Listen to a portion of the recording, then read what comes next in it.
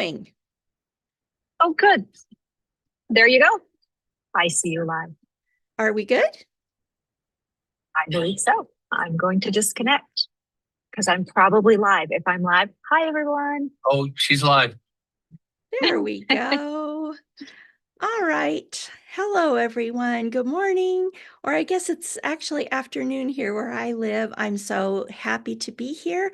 We had just a little bit of a hiccup with our live stream, but it looks like we're all good now. And so I want to welcome you to this first little mini workshop that kicks off Summer Splash. And if you're joining me today, thank you so much for being here. Thanks for your patience as we got that little kink worked out. And if you'd like to drop in where you're from, I would so appreciate that. So I'm coming to you from rural Nebraska, or as we say here, greater Nebraska. And I thought I might start just by introducing myself a little bit. It's perhaps you've never heard of Diane Harris or Stash Bandit. So I wanted to tell you really briefly my story. I have been sewing since I was about 9 years old, and I made garments for 15 years first, and then I became a quilter when I was expecting my first child. I made quilts for about 20 years while I was home with my kids, and then I took a job as an editor for Quiltmaker magazine. And I learned so much during that time. Mostly, I wrote pattern instructions and product reviews. And then when that came to an end, I started this little business called Stash Bandit because I had figured out that I'm sort of a scrap quilt specialist. I like to use lots and lots of fabrics in my quilts. And most of my piecing is very simple and straightforward, but my forte, I think, is combining really diverse fabrics in interesting ways. And so last year I was a guest on the quiltshow.com, and they were just wonderful to work with, and it was great fun. I talked about how I think matching fabrics should be reserved for getting dressed, and that clashing fabrics are what makes something sparkle. And so you can catch that episode on thequiltshow.com. And so then they invited me to design a quilt for their summer project. And that's how Summer Splash came to be. And so you can see the two colorways of Summer Splash behind me. The one with the blue border is just about finished, and the pink and orange one with the charcoal border is to be quilted very soon. So I am going to share with you today some general patchwork tips. I'm going to show you a few things that will help your accuracy, whether you're making this quilt or not, and then show you a really cool trick for foundation paper piecing. There's very limited paper piecing in this quilt, but those trees at the top of the quilt that you can see above me, those are funky angles that go better with paper piecing. And so it's pretty limited in case you don't care for that technique. I don't want you to not do this quilt because of that. So I'm going to switch to my other camera, and I have to rearrange just a little bit because while we were having our little glitch, a few things were moved. All righty, here we go. All right, so the first thing that I want to encourage you to do is anytime you're sewing from a kit, including Summer Splash, take the time to make sure that you correctly identify every fabric in the kit and that there's the right amount of it included. So here's one of the fabrics from the Little Spicy Autumn colorway. And this is literally one of the tags that I pinned. Even though I designed the quilt and I was real familiar with the color scheme, I took the time to identify every single fabric and label it because that can really save you some headaches later on. And then the other little thing that I would do, because there are lots and lots of patches in this quilt, I think there are 574 patches in the quilt. When you cut everything out, and this applies for really any quilt you make, take the time to make a little label and pin it to that pile of patches. Because later on, when the instructions say take one dark blue R and sew it to a bright pink C, it's going to be so much easier for you if you know what a dark blue R looks like. That way you don't have to go back and say, oh, it's a 1.5 by 3.5. You just can see your little label. I did the same thing with my binding, with my borders. I cut everything out at the beginning, and I just think it's extremely helpful to take those labels, take the time to put those little labels onto the fabrics, the patches. And then another thing that I wanted to show you, I am a really big fan of efficiency when I'm cutting. And so I have just a small cutting mat here today since this is kind of a small work area. But when I cut things, I layer up to 6 layers here, and then I stack things like so. And I'll stack for instance, 4 strips on my big cutting mat, and then I'll cut them all at the same time. And boy, if you're making a quilt, you know, that has 300 2.5-inch squares, if you can cut, you know, 60 at a time, boom, you've got the cutting done. And that is hugely helpful. And then I want to show you one little thing about cutting the blades for the Dresden plates. So these are the 2 fabrics that the Dresdens are made from in one of the little colorways. And get my little visual aids here. So in part 1, it tells you to cut, excuse me, 2.5-inch strips for the blades. And then in part 2, it tells you actually how you're going to cut the blades. And so here's the thing. This is a pretty simple way to cut those blades without needing an acrylic template. So you're going to want to make some paper copies of this little pattern for the blades. And when I first did it, I attached them to the back of a ruler like this. But you can see that those markings, it's not the easiest thing to see. So then I realized, you know, I have this whole drawer full of acrylic rulers of different kinds. And so I found a plainer piece of acrylic, and this gave me a little more visibility. And so here's what you do. You'll want 2 of these, and you'll see why in just a moment. So you want 2 pieces of paper of the pattern. And then you're going to tape it to the back of your acrylic. And you want to have the right-hand edge of one of the blades taped, and you want to have the left-hand edge of the other one. You can't have one of them pointing down and one of them pointing up. They both have to be oriented the same way. So let me get my tape here. And you might find that this technique works for other shapes that have straight edges too. You might decide that you can do this with other things. So now I have my fabrics for my little blades, and you can see I actually cut some blades from this already. So what I would do is I would start here with a cleanup cut. So let's just pretend. And I'm going to make my cleanup cut here. So there I have my nice edge. And then I can rotate this like so, and I can cut like there. and that gives me my first set of blades. Then I'm going to go back to this one. It can feel a little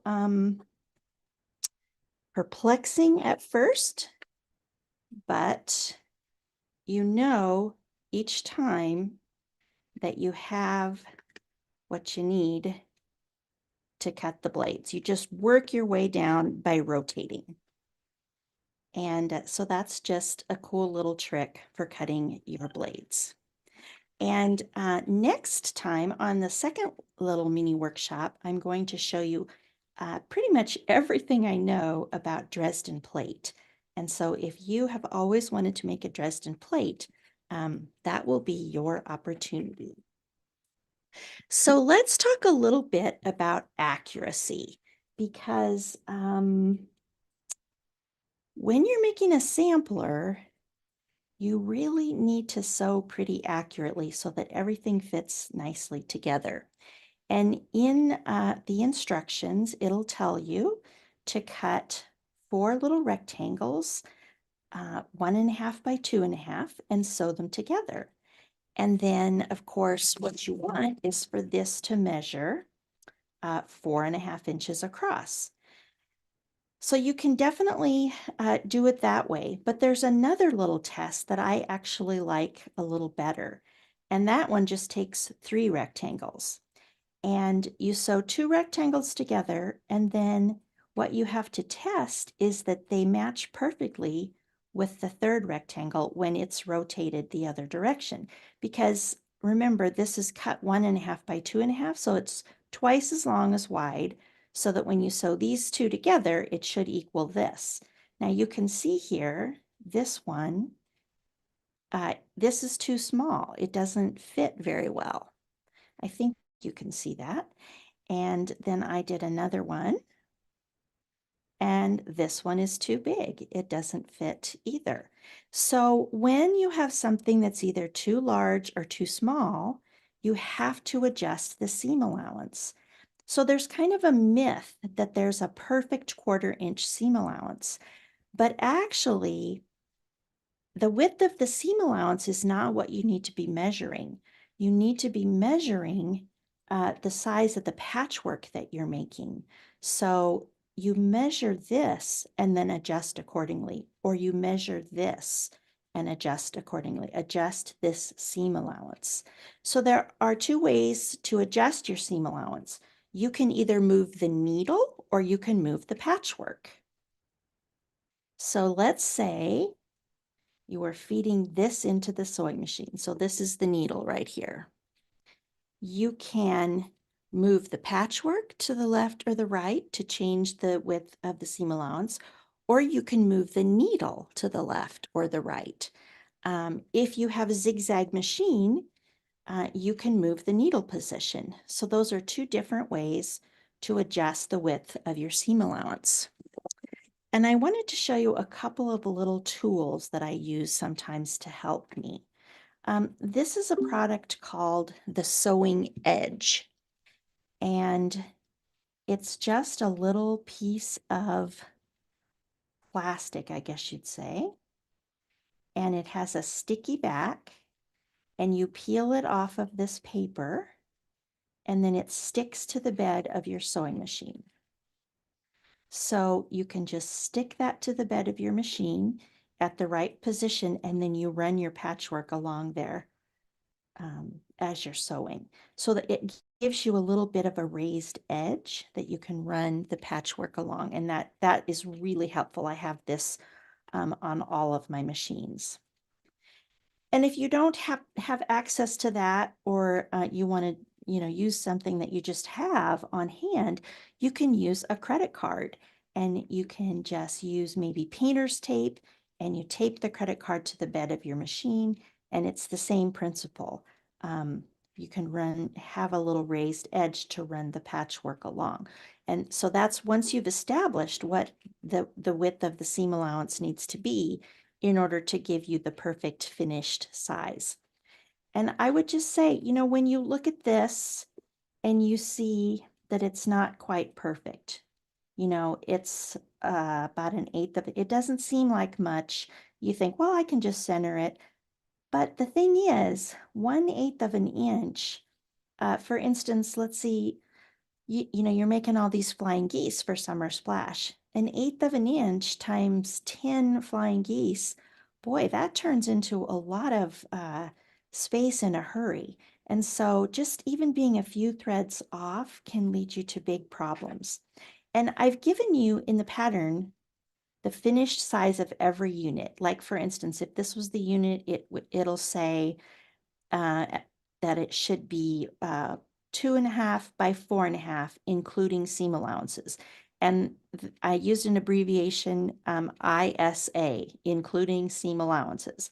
Um, so you want to be sure to check the patchwork all along the way, because when you're doing a sampler, everything needs to fit nicely together at the end. And then the one other thing that I notice with my students, a lot of times they'll be having trouble with accuracy. And when I take a look at their patchwork, I find this. Do you see how there's a little lip there where they didn't get it pressed over properly? And so I think sometimes this happens because, I got a little toy iron out to show you. It's been drilled into our head that we should just press, we shouldn't iron like this.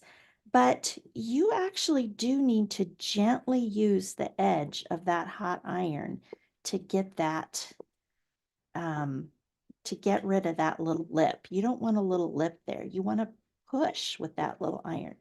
And it really helps a lot when you're making patchwork. First, I used to think this was a myth, but it does actually help if you first warm everything up. Some people call this setting the seam. Warm everything up, then these fibers are hot and they are more willing to bend. And so I warm everything up and then I pull a little bit here and I use the edge of my iron very gently to make sure that I don't have that little lip, because that little lip is going to cause you big problems along the way. All right. So the next thing I want to talk to you about is stitch and flip. Stitch and flip is where you have two patches and you put one on top of the other, right sides together, and then you sew from corner to corner, so diagonally across the top patch, and then you flip this one over, and that gives you your new unit. And so it's a wonderful technique because it allows us to do so many different things that we couldn't do before we had this. But a lot of times with stitch and flip, I guess what I want to say is there are so many variables. Um, how accurately, you mark the line, or if you even do mark the line, if you sew right on the line, or if you get off a little bit, the thickness of your thread, just there are so many different variables, and it can be sort of a tricky technique to get accuracy. And so here are a couple of survival strategies that I use. I do almost always mark the sewing line. Um, on a 1 inch or 1.5 inch patch, I can eyeball it pretty well, but it's shocking how much it helps me to actually mark the line. So I do mark the line. If you are marking the line and then when you flip, you're coming up with this. Where it doesn't totally cover the bottom patch. Let me adjust this so you can see what I mean. You're coming up kind of with this, where the patch you're flipping does not cover. Then what you can do is sew slightly to the side of the line, just slightly. I don't think you probably can't even tell that I sewed to the side of the line. You sew a little bit closer to the edge that you're going to trim off. If you sew this direction, that gives you even less fabric to flip. So remember, you want to sew closer to the edge that you're going to cut off. And that sometimes can really increase your accuracy. And then the other thing, so in this quilt, all of the stitch and flips, they're small. So they're like cut 1.5 generally. And so with really small patchwork, another thing you can do is just cut away this middle portion. You can leave the base patch in place. I probably wouldn't do that for this size of a patch because this is 2.5 by 4.5. That's kind of a lot of extra fabric over an entire quilt. But on small patchwork, you can leave this base patch in place and just cut away your flipped patch. Leave 1/4 of an inch there, and then you always have that base as your benchmark. You know that that one is accurate. So, if the stitch and flip is a little bit off, you just use the edge of your base patch as your benchmark. And so that's a couple little things you can do to help with stitch and flip. One other thing, it's helpful if you make sure that you don't leave any lips again. So when I sew, I press like this, warm everything up, and then I flip and make sure that I don't have a little lip there. Use the edge of my iron again to get that nice and flat. So those are a couple of little strategies for stitch and flip. All right. The one other thing I would say about accuracy is to shorten your stitch length. The default stitch length for most computerized machines is a little too long for patchwork. And I piece at 2 millimeters or about 13 stitches per inch. And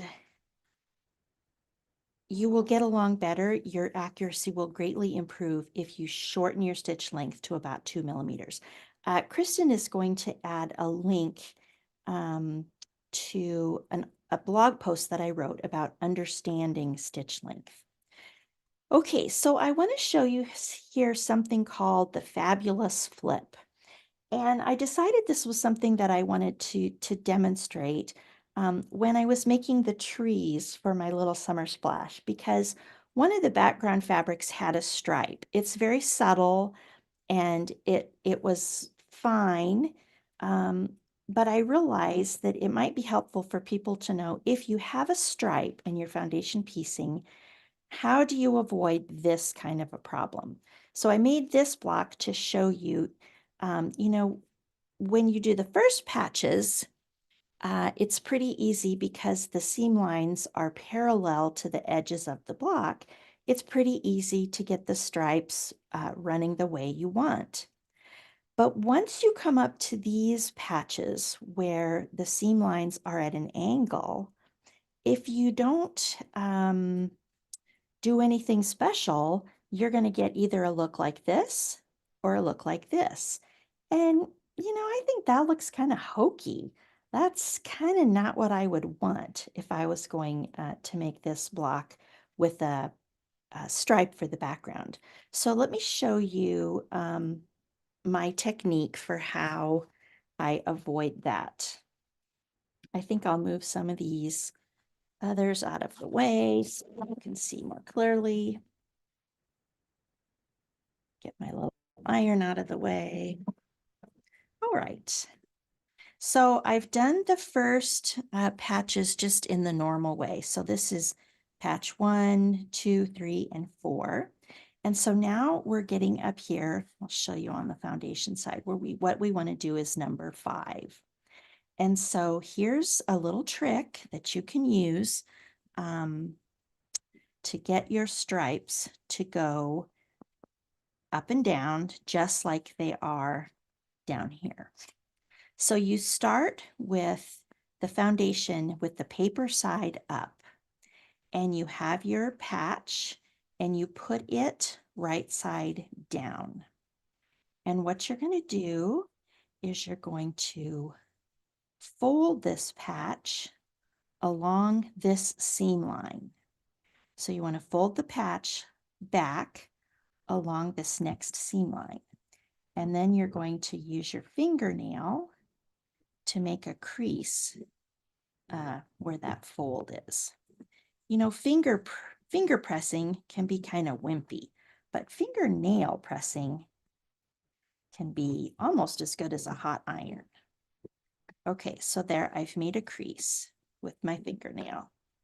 All right, so the next thing you're going to want to do is you're going to pull the foundation gently out, and you kind of want to fold back on that line and place this like so.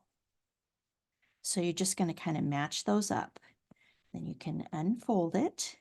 Now you'll pick up the whole thing and unfold that bottom patch. So you can see I've unfolded it. And now I peek again and I line up.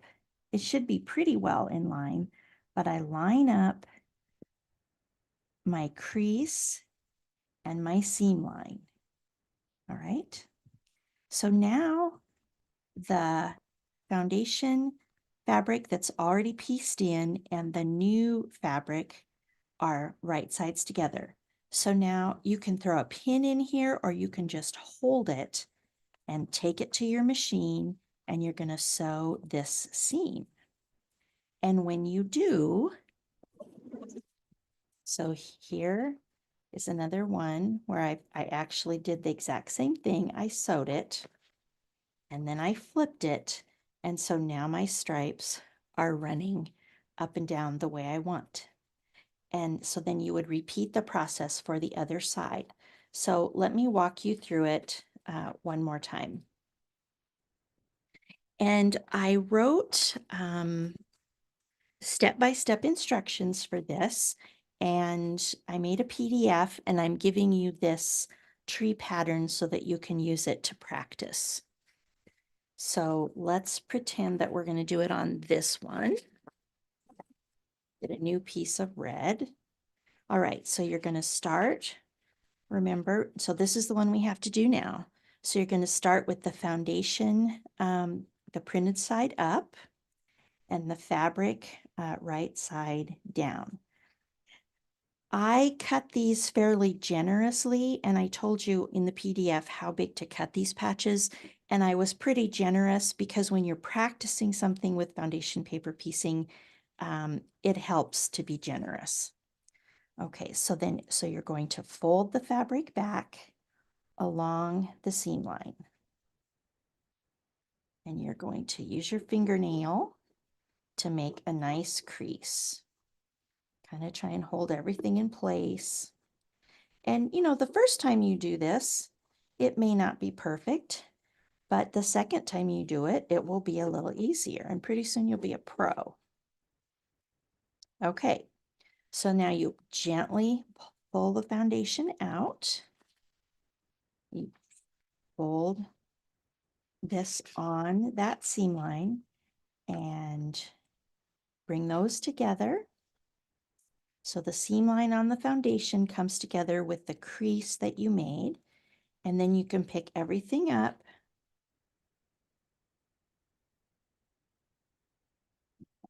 This up. Now it looks, I think I did something backwards here because that's not quite right. Let's try again. Paper side up, fabric side down.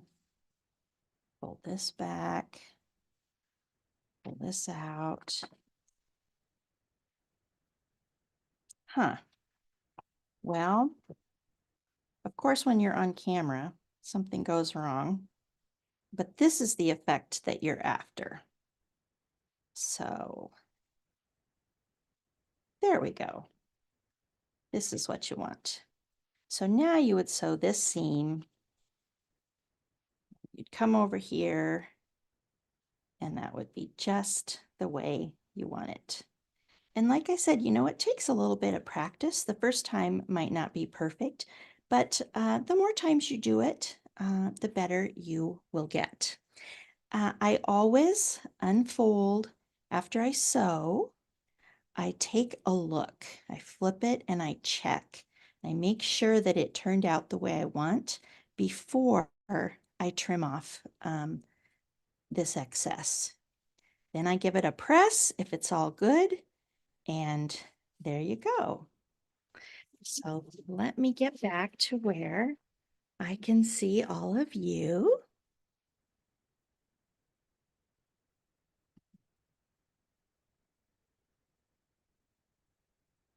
There we are. So I hope those were some helpful little tips that you can apply to your patchwork. Whether or not you're making summer splash, I hope you will think about making summer splash. It's a really fun little quilt. And I do want to say, as long as you still have plenty of dexterity in your hands and your fingers, it's really no harder to sew across a 2-inch patch than it is to sew across a 6-inch patch. As long as you still have plenty of um, easy movement in your hands. So next time around, we will talk all about Dresden plate. And so now you know how to cut the blades for your plates. And maybe you want to just pull out a Dresden pattern and make yourself um, cut some blades so that you're ready to go next time. I'll tell you all the things that I've learned as I've made Dresden plate quilts. I have a whole trunk show of Dresden plate quilts, so I have learned a lot of things along the way. It has been really enjoyable to be with you. I hope you have a great weekend, and I will look forward to connecting with many of you in the forums and elsewhere. If you're on Instagram, I'm at Stash Bandit Quilts, and I hope you're also following the Quilt Show social, where they post all the things that they have going on. So many fun classes, blocks of the month, different kinds of projects, always something interesting to see and to learn. All right. Thank you so much for joining me today, and I'll look forward to being with you again next time.